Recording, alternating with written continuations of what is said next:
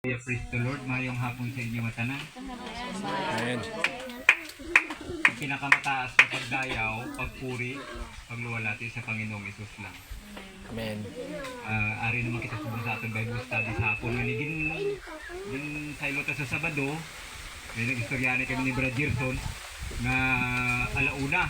Pero kung mag-alauna, after lunch, pero medyo alang-alang sa ibang gapan niya, medyo delay gid man.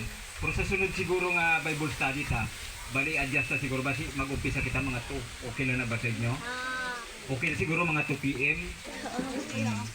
Mga 2 siguro kay sa hapon, ga Bible study pa ni sila sa sa Rosario. Padayunon taning aton di Bible study sa aton nga sitio para hindi kita pagpatumbayaan. Amen. Oo, hindi kita pagkalimtan sa Ginoo kay once nga pagpatumbayaan kang iyang presensya, patumbayaan mo kita na niya. Bala mong Ginoo hindi ta makita mo. Ang kaaway hindi ta makita. Parehas man na sila. Pero kung halimbawa magapalayo kita sa presensya sa Ginoo, ang kaaway ang sulod gid sa ato. Ang mga trangkaso ni subong katuan di sa palibot. Iyan asa sang kaaway. Ako nagligat ng trangkaso man ako. Pero within 1 day lang yung akong trangkaso, nag-ayo ako. Kay din prayer ko kita sa hugot-hugot kag gintuo ko sa nagato ako sa Ginoo maayo gid ako. Mas mabas ko ng inyo immune system kaysa sa ako. Wala ko nakaagi ng ngaraan ako ya critical sa Manila sa PGH. Kung kumpara mas mabakod ang inyong immune system sa ako. Mas mabas ko pa kamo sa ako. Pero kung itugyan niyo tanan sa Ginoo, paayuhon niya kamo. Ang trangkaso lang kadasig pinapaayuhon. Tuuhin yung Ginoo, maayo ka mo. Ayaw gid ka mo, tutuod na. 100%. Hindi ka mo maghahanap. Pag siling agad pagkabatyag yung trangkaso, iparumatay nyo, ay, ito pala ay pagkabatyag ko, ginatangkaso. No, hindi. Ano mo, trangkaso ka lang. I-cast out mo siya. I-cast out mo siya sa ngalan ni Jesus. Ikaw, Espiritu sa trangkaso, come out in the name of Jesus Christ. Madula na siya. Sige, mo lang na. Kaya ginahambal din sang banal nga Biblia ang Ginoo amo ang aton Dios. Ang iya mga sugo para sa bugos nga kalibutan. So butsing ganon ang sugo sa Ginoo para sa bugos nga kalibutan. Ang iya mga saad tubtob sa isa kalibo nga kalikiwatan. Butsing ganon ang sugo sa Ginoo wala katapusan hasta pa ni sa sunod nga mga generation sa aton mga kaapuhan, sa mga kaapuhan nyo, sa mga sa sunod pagid ara na siya ang sugo sa Ginoo kag wala na galubad. Kag inagid ang ginang tuuhan niya. Tuuhan na siya. Amen. Kag halimbawa once nga makaangkod kita abis ang mga halimbawa mga gamay nga blessing, gamay nga mga paghatag sa Ginoo nga halin sa Ginoo. Magpasalamat kita sa Ginoo kag dayawon ta siya. Simbahon ta siya. Hindi lang sila nga kuhan. Gakinahanglan na siya sang aton nga kuhan mo nga gakinahanglan na siya sang aton nga pagdayaw, pagpasalamat sa iya. Lipay na lang Ginoo sa aton. Makita niya nga nagapasalamat ka sa iya. Malipay na siya sa aton. Malipay na siya sa iya mga katawhan. Nga simbahan magkadto ka sa iya, mga uyang ka sang simpo para magsimba sa iya, magdayaw sa iya. Paagi sang mabaskog nga mga pagkanta, mabaskog nga mga pag-amba, amo ina ang gusto sa Ginoo. Amo ina ang gusto niya. Kay ako sa una nakita yung ako sa una wala ko yung simba-simba. Subong lang. Kay nga subong lang ako nagsimba. Bala mo naligaw ako sa una sang landas. Wala ako nagsunod nga amo gali ang kamatuoran, no? Aring kamatuoran. Amo gid ni siya. Pagpasa ko ni nakita ko gid siya. Halos sa nagkatabo sa akong kabuhi. Ginbasa ko ni sakto gid. Kaya hambal sa Biblia ang tao nga nakakabuhi sa makamundong bagay panandalian niya. Amen. Either man kung ano man ang army araka, either man kung anong may ara ka mga pagkabutan, kung anong may ano kada, kung wala ka sa presensya siyang Ginoo, kung wala ka tuo sa iya, wala ka nagapati sa iya, isa ka iglap, pwede na madula ang tanan. Oo, pwede na madula ang tanan. Kag isa gid ang investment sa aton nga kabuhi, isa gid ang investment sa aton kabuhi. Ang aton gid na nga health, ang kusog gid naton kagkapagsik amo gid ang investment kay once madula ina, makuha ina sang kaaway, gamiton sang kaaway ang balatian, wala. Bag daw na ang imong lifestyle, bag daw na ang pangabuyan. Kaya halungan nyo gid na, halungan nyo gid na. Isa lang na ang makahatag sa inyo paghalong ang ngalan ng ni Jesus, amula na ang makahatag.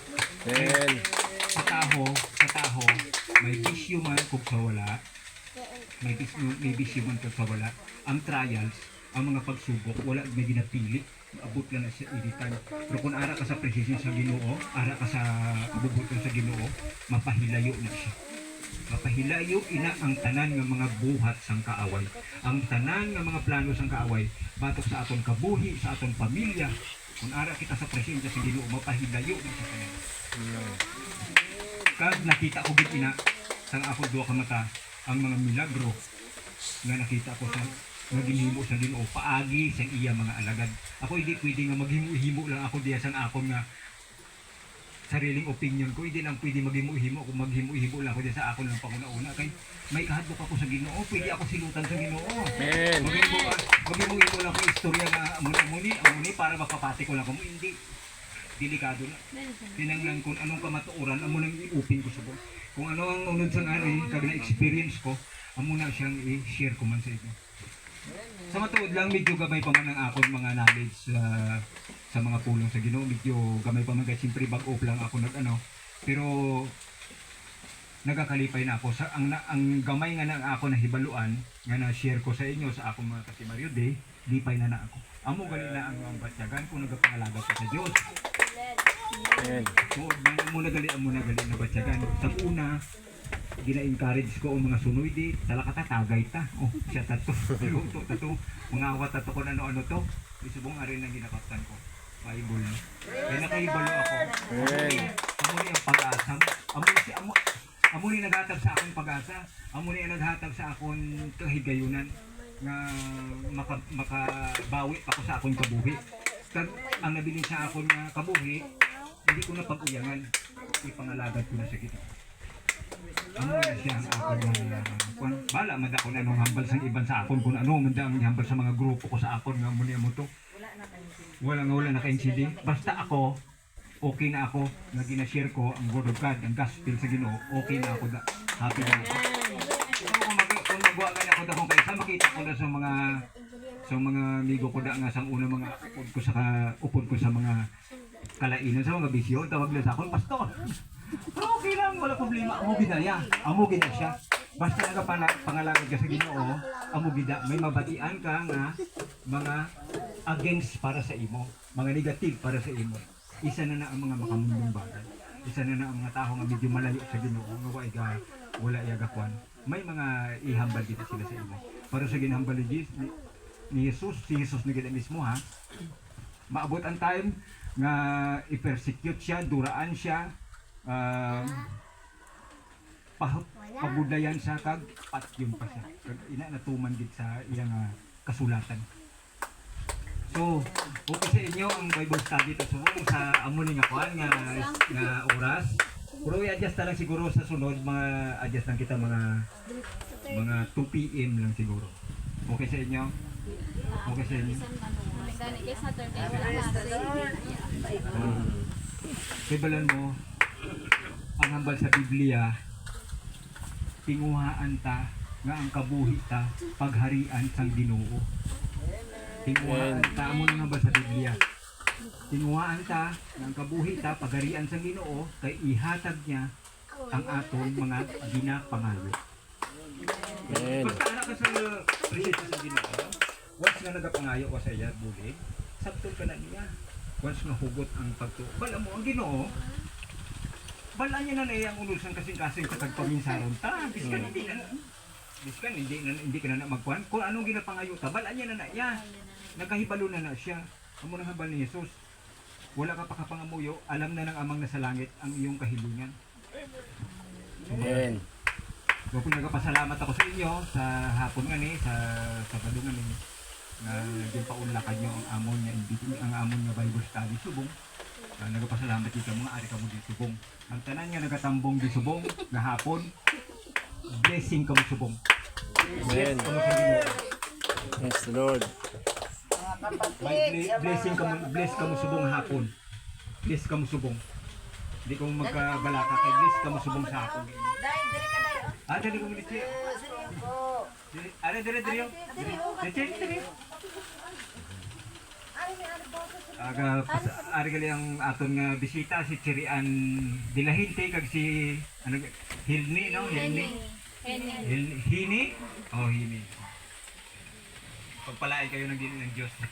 Salamat sa inyo nga kwan. Yes, the Lord. Kaya mo na ang lola tita mo. Okay sige.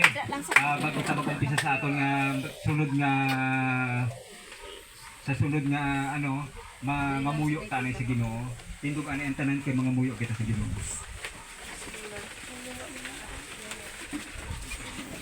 Ulat-ulat ang tanay si Lola Tita para makasabay sa ating pangamuyo sa Ginoo.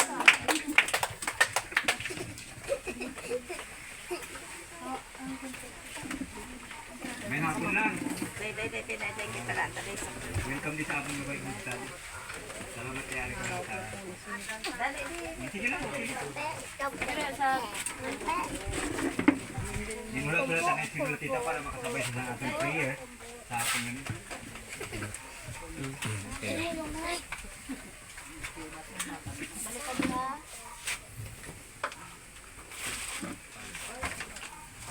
Hallelujah, praise the Lord. Mga muyo sanay bago mag-proceed kita sa next level sa aton nga Bible study. Mga muyo kita sa hugot sa aton tagipusoon para ang